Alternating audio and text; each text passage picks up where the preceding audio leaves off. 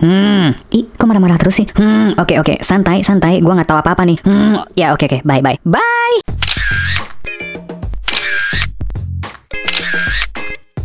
Hello, welcome back to OG Project bareng gue Yoga. Kali ini gue mau ngebahas action figure dari Marvel Legends. Dan ini beberapa kali di request di kolom komentar karena gue udah ngasih teasernya di beberapa video. Udah gue tunjukin bahwa gue ada figure ini. Dan yang akan gue bahas kali ini adalah Hulk dari Marvel Legends yang edisi Age of Ultron ya. Gue lupa ada di video yang mana, tapi gue sempat mention bahwa gue ngedapetin figure ini dengan harga yang cukup affordable. Dan tadinya gue nggak ada niatan untuk khusus review dia, dibikin satu video sendiri karena gue ngedapetin dia pure untuk jadi pemanis di display Avengers gue. Karena kalau yang lain-lain kan tingginya sejajar ya. Dengan adanya Hulk, dia ngasih tinggi yang lebih gitu. Jadi variasinya lebih enak buat dilihat. Terus kenapa gue milih yang Age of Ultron? Kenapa nggak ngambil yang mungkin lebih baru kayak yang Endgame? Itu nanti akan gue jelaskan juga. Sebelum kita lanjut, jangan lupa klik like dan subscribe supaya kalian nggak ketinggalan video OG Project berikutnya. Sekarang, tanpa basa-basi lagi, mari kita review bareng-bareng. Let's get it!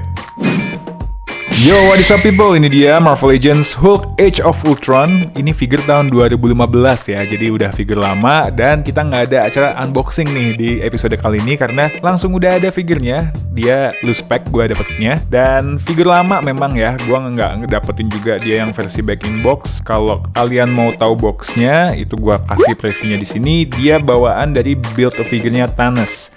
Jadi apakah dalam boxnya kita dapetin aksesoris lainnya? Tentu tidak. Ini biasanya emang Marvel Legends untuk figur-figur yang ukurannya besar ya. Meskipun skalanya tetap 1/12 atau 6 inci, dia biasanya nggak ada aksesoris tambahan nih. Memang si Marvel Legends itu begitu anaknya. Jadi ya udah, kita dapetin ini aja. Nah, akan gua bahas detail desainnya dan artikulasinya di segmen berikutnya.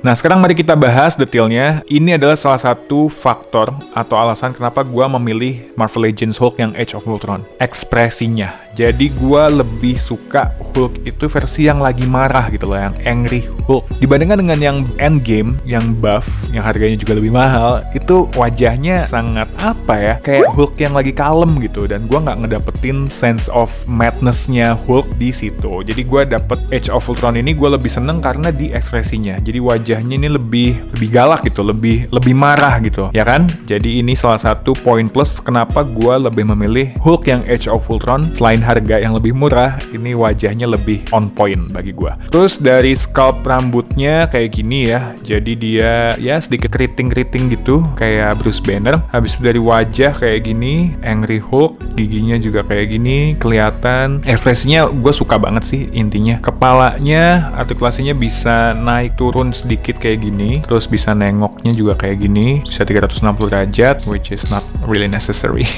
Tapi bisa. Terus dari badan kayak gini, jadi ada ab crunch-nya. Kalau kayak gini nggak terlalu visible, jadi gue juga suka di situ. Terus bisa diangkat kayak gini. Kalau yang versi Endgame yang lebih baru itu ada bulu dadanya, rada geli. Tapi itu lebih movie accurate memang. Tapi gue kayaknya lebih prefer yang ini aja lah, yang mulus-mulus aja ya.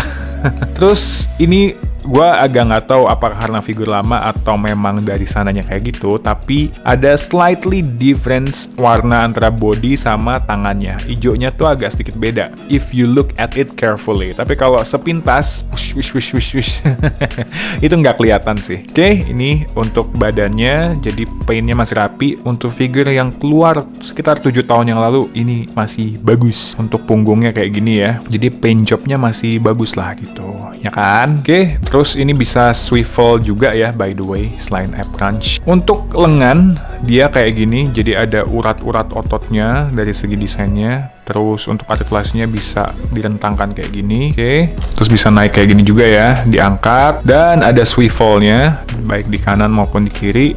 Jadi bisa diputar-putar. Untuk sikunya bisa ditekuk juga, kayak gini. Yang sebelah sini juga sama, ada double pinnya. Ini karena figur lama, jadi udah nggak letoy, tapi lebih mulus gitu malahan. Jadi kayak lebih gampang. Kalau figur baru biasanya kan lebih seret. Terus di pergelangan tangannya, dia posenya fisting kayak gini ya, menggenggam dan bisa diputar kayak gini. Jadi nggak ada aksesoris tangan tambahan. Untuk celananya, dia yang Age of Ultron memang kayak gini ya bentukannya. Jadi semacam celana tight kayak gini. Ada detailnya, di sini ada lambang Avengers-nya. Terus yang sebelah sini juga ada, bagian belakangnya kayak gini. Jadi jadi masih bagus. Terus kakinya, nah ini gue juga nggak tahu apakah aslinya kayak gini atau memang karena figure udah agak lama jadi ijo-ijonya tuh ada gradasi-gradasi yang seperti ini. Nah kalau kalian punya figure yang sama bisa kasih di kolom komentar ya, punya kalian kayak gimana. Kalau punya gua yang gue dapetin loose pack kayak gini warna-warnanya, jadi ada gradasi hijaunya. Again, not really sure if this is like from the factory atau memang karena faktor lama, tapi is it part of the design? Again, not really sure. Terus untuk artikulasinya bisa ditekuk kayak gini, oke, lumayan dalam ini juga, oke, jadi bisa bersimpuh kayak gini. Untuk nendang ke depan dia jatuhnya jadi kayak ke samping ya, karena tidak benar-benar ke depan. Swivelnya bisa kayak gini, ada ball joint di sininya dan ada swivel di pahanya. Oke, kita lurusin. Terus untuk telapak kakinya bisa bisa digerak-gerakin kayak gini ya. Terus bisa diputer nggak ya? Oh ya, ada ball jointnya juga. Kayak kaki kodok ya. Besar banget. Terus di bawahnya ada tulisan kayak gini, lalu bagian belakangnya detailnya kayak gini. Oke, itu desain dan artikulasinya.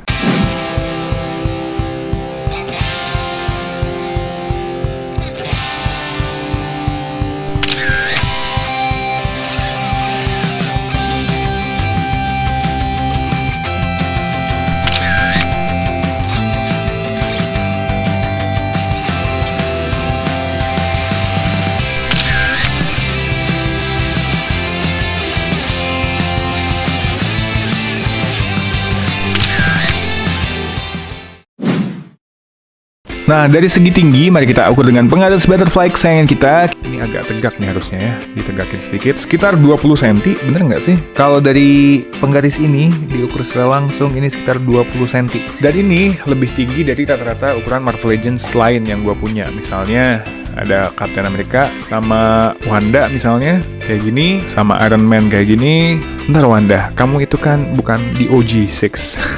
Sama Thor kayak gini. Ini kalau mau ngumpulin OG6 itu gue kurang Black Widow sama Hawkeye. Nah semoga gue bisa ngedapetin juga supaya lengkap meskipun gak dalam satu era ya, tapi I think it's fine.